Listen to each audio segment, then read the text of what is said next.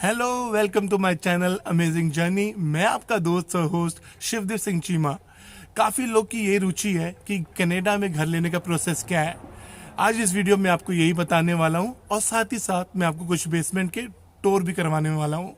चलिए इस वीडियो को शुरू करते हैं।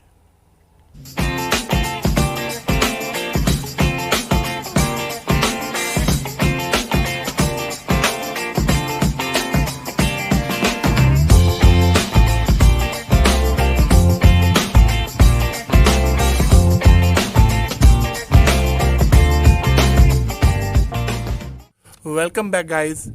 कनाडा में आ गए। कितने दिन किसी रिश्तेदार के घर या होटल में रुकोगे। आप अगर रेंट पे भी घर लेते हो तो 2000 से $2200 तक एक सिटी में लग जाता है और एक टाउन में कम से कम $1200 तक का एक रेंट लग जाता है। कम से कम अगर आप किसी बेसमेंट में भी रहोगे तो भी $1000 देना ही पड़ता है। यहाँ कितने टाइप के घर होते हैं? यहाँ 4 टाइप के घर होते हैं। पहला है कॉन्डोमिनियम, जो कि इंडिया में फ्लैट होते हैं। फ्लैट वगैरह होते हैं ना, अपार्टमेंट्स, उसकी तरह होता है। और दूसरा होता है टाउन हाउस, तीसरा होता है ड्यूप्लेक्स एंड चौथा होता है सिंगल फैमिली हाउस, जो कि सबसे महंगा है। ये है कॉन्डोमिनियम हाउस, ये है ड्यूप्लेक्स हाउस, टाउन हाउस, ये है सिंगल फैमिली हाउस। सबसे महंगा घर होता है ये। अगर आप यहाँ पे रेंट पे घर लेते हो तो $2200 तक का है। उतने में तो आपका खुद का घर आ जाएगा ईएमआई देके। तो अगर आप पहली बार घर लोगे आपको जीएसटी का रिबेट मिलता है, जो कि आपके लिए प्रॉफिटेबल होता है। आप जब भी घर लोगे अपने रियल्टर से पूछ लेना ये जीएसटी का डिबेट कैसे। और मैंने नीचे प्रोवाइड भी किया हुआ है realtor.ca का लिंक, आप वहाँ से भी जान सकते हैं। देन आपका अगला स्टेप होगा आप इसके लिए एलिजिबल हो कि नहीं। होम लोन के लिए, होम लोन को मॉर्टगेज भी बोलते हैं यहाँ पे। एंड मॉर्टगेज एजेंट के पास जा सकते हो या तो फिर बैंक के पास जा सकते हो। बैंक के पास जाओगे तो सिर्फ बैंक आपको अपने ही बैंक के रेट बताएगा और मॉर्टगेज एजेंट आपको सारे बैंक के रेट बताएगा। मॉर्टगेज एजेंट आपको कैसे बताएगा कि आप एलिजिबल हो कि नहीं? वो आपका सिन नंबर लेगा, सिन सोशल इंश्योरेंस नंबर लेगा। उससे आपकी पूरी क्रेडिट हिस्ट्री पता चल जाएगी। फिर वो जान सकेगा आप एलिजिबल हो या नहीं।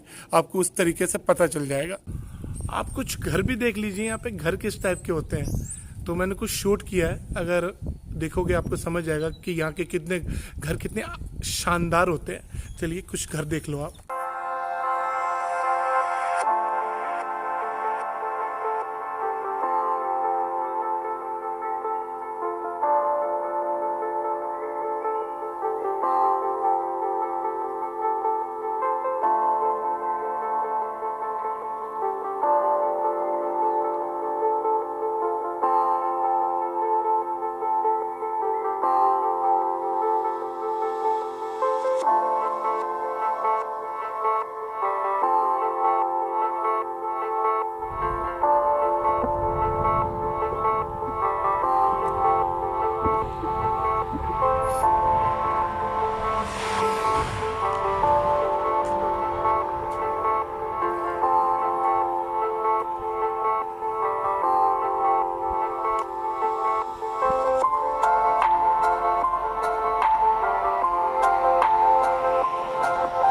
जब मैं ये वीडियो शूट कर रहा था उस समय स्नोफॉल हो रही थी।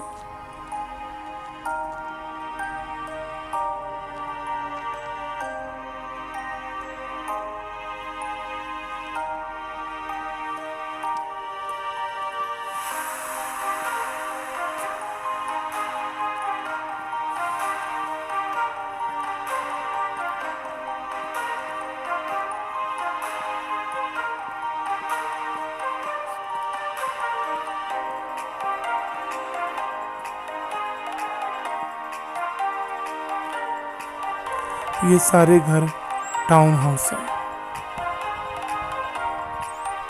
अब हम तीसरा प्रोसेस की ओर बढ़ेंगे। देन आप ये सोचोगे कि हम तो अभी आए हैं, हमारा तो कोई क्रेडिट हिस्ट्री नहीं है, तो कोई टेंशन की बात नहीं है।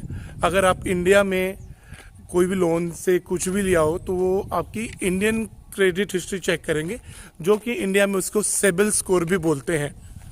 इंडिया का सिविल स्कोर अगर आपका अच्छा होगा तो यहाँ पे आपको कोई प्रॉब्लम नहीं होगी घर लेने में। देन अगला स्टेप ये होता है कि बैंक का रेट।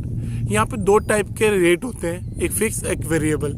ये सारे इंटरनेशनल रेट है, ये हर जगह यही चलता है। एक फिक्स होता है, एक वेरिएबल होता है। वो आपको बैंक बताती है कि आप किस चीज़ के लिए एलिजिबल हो। यू आर एलिजिबल, देन आपका होता है डाउन पेमेंट कितनी देनी पड़ेगी।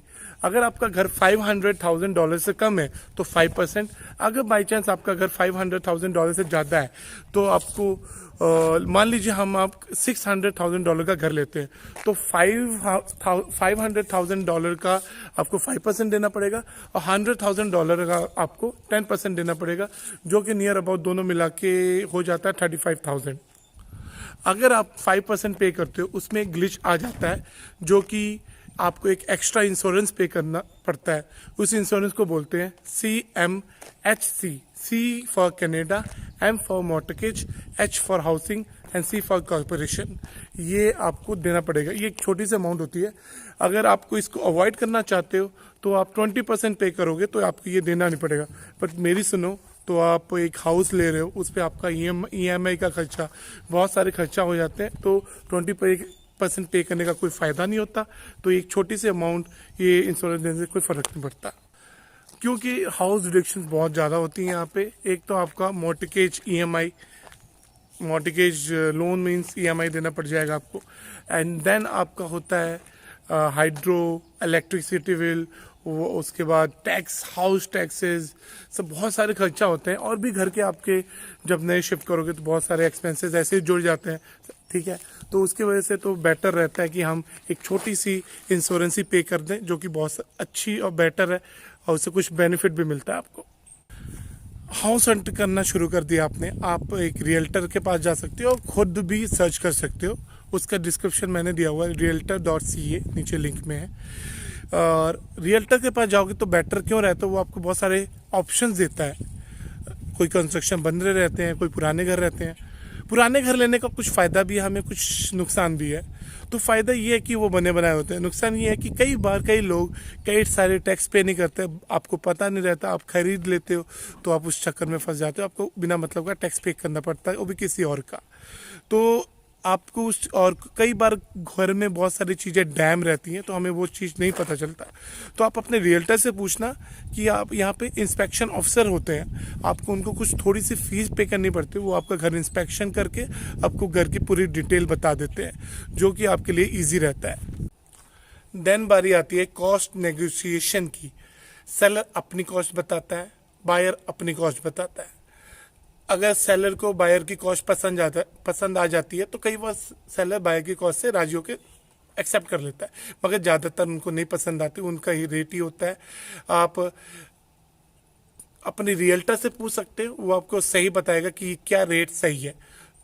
तो आप इस चीज़ में आपके रियल्टर से बहुत फ़ायदा होता है। रियल्टर हमारे यहाँ पे फ्री है, फ्री ऑफ कॉस्ट वो आपकी हेल्प करते हैं। रियल्टर कभी भी किसी बायर से पैसा नहीं लेता। सेलर अपना पेपर वर्क अपने लॉयर से करवाता है, जो कि वो उसका खर्चा होता है। मगर आप उस पेपर वर्क को चेक करवाने के लिए खुद का लॉयर रख सकते हो, उसमें भी आपके थोड़े से पैसे पॉकेट से ढीले होते हैं, देना पड़ता है लॉयर को, बस उसमें ये हो जाता है आपके सारे पेपर जेन्युइन है और लीगल है। देन आपका पेपर वर्क हो गया, आप फिर मॉर्टगेज एजेंट के पास जाते हो, मॉर्टगेज एजेंट को सारे पेपर देते हो, वो आपके पेपर एक बैंक में सबमिट करता है। फिर आपकी एक फाइनल मीटिंग तय होती है, आप उस मीटिंग में जाते हो। उस मीटिंग में जाने के बाद बैंक्स आपके कुछ फॉर्मेलिटीज़ होती हैं वो करती हैं। दैन आपका एक पेपर साइन होता है, साइन होने के बाद आपको लोन प्रोवाइड हो जाता है। और जिस दिन आपको की मिलेगी, घर की चाबी मिलेगी, उस दिन आपको पहली इंस्टॉलमेंट मॉर्टगेज की देनी पड़ेगी। होम लोन का पहला EMI देना पड़ेगा और उस दिन से आपकी EMI स्टार्ट और घर आपका, और आपके घर पे आप इंजॉय कर सकते हो। और आप फ्रेंड्स मेरी मानो तो यहाँ पे बहुत सारे ऑप्शंस ये होते हैं कि घर लेने के बाद हमको कोई नया सामान जरूरत नहीं। यहाँ पे कई ऐसी जगह है कि यहाँ पे आपको पुराना सामान बहुत सस्ते में मिल जाता है, बिल्कुल नए जैसा, तो आप वहाँ से सामान ले सकते हैं। आपने देखा ही एकदम सिंपल प्रोसेस है, इस सिंपल प्रोसेस से यहाँ पे घर का लोन मिल जाता है, आप इजीली अपना घर ले सकते हो। और यहाँ की गवर्नमेंट बहुत हेल्पफुल होती है, आपको हर मोड पे हेल्प करती है। कई सर्विसेज यहाँ पे फ्री हैं, जैसे मॉर्टगेज एजेंट आपसे कोई लोग पैसा नहीं लेता, रियल्टर आपसे कोई पैसा नहीं लेता, ये सारी सर्विस यहाँ पे फ्री है।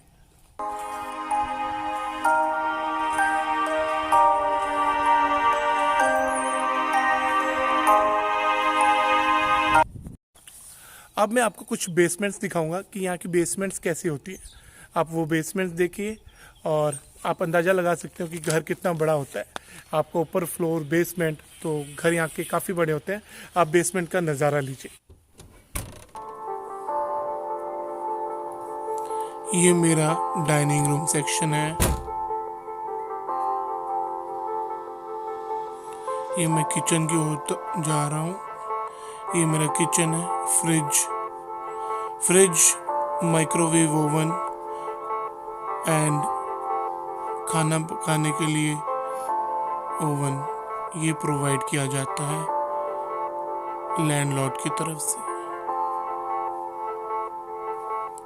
ये खिड़की है जो कि हर एक बेसमेंट में होती है। ये वॉशरूम और ये वॉशिंग मशीन भी मुझे प्रोवाइड की गई थी।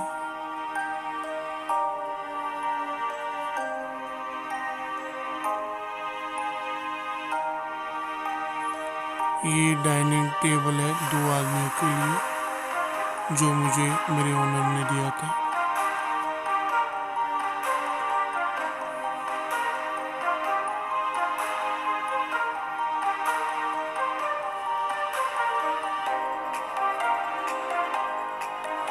ये भी एक रूम है बट मैंने इसको स्टोर रूम बना के रखा है।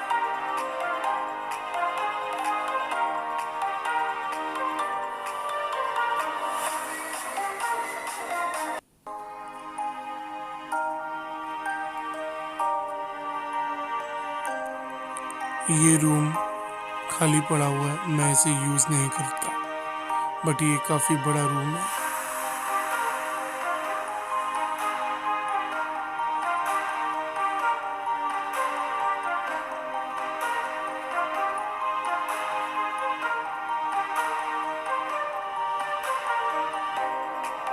ये मेरा बेडरूम है।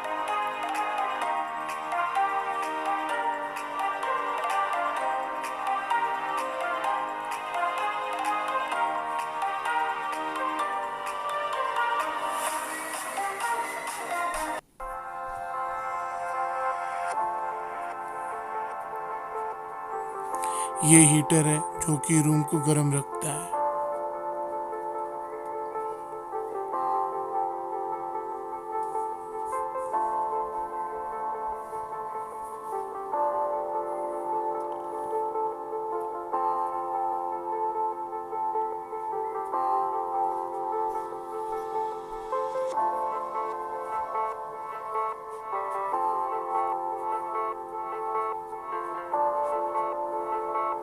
ये डाइनिंग रूम का हीटर है। सो ये मेरा प्यारा सा बेसमेंट। ये बेसमेंट दूसरी वाली, ये खेलने के लिए बोर्ड लगा के रखा है जिसमें निशाना लगाते हैं।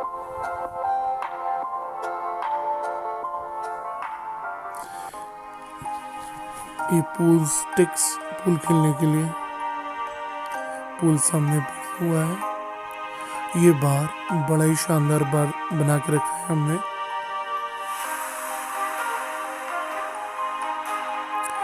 वो प्लेइंग एरिया है बच्चों के खेलने के लिए।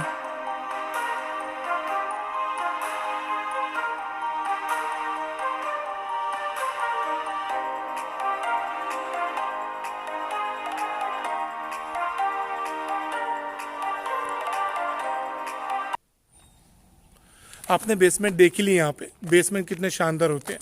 एक बेसमेंट मेरा खुद का था और एक बेसमेंट मेरा ब्रदर का था, तो मैंने रिकॉर्ड किया था, जो शूट किया था। तो फ्रेंड्स ऐसी ही नॉलेज भरी बातें मैं बताते रहता हूँ। अगर आपको इससे कुछ नॉलेज मिली, अगर आपको लगता है कि इसको शेयर करने से किसी आदमी को फ़ायदा होगा, तो प्लीज़ शेयर कीजिए, लाइक कीजिए और सब्सक्राइब कीजिए। मैं बोलता नहीं हूँ सब्सक्राइब करने के लिए। अगर आपको अच्छा लग रहा है, कुछ नॉलेज, अगर आपको मेरी बातें अच्छी लगी या कुछ आपको लगा कि कंटेंट सही है, तो आप प्लीज़ सब्सक्राइब कर लीजिए चैनल को और इसे शेयर करना मत भूलिएगा उसको जिसको ज़रूरत है। तो फ्रेंड्स ऐसे व्लॉग बनाते रहता हूँ, आपको मिलता हूँ अगले व्लॉग पे। तब तक के लिए नमस्ते, स्टे सेफ, स्टे हेल्दी।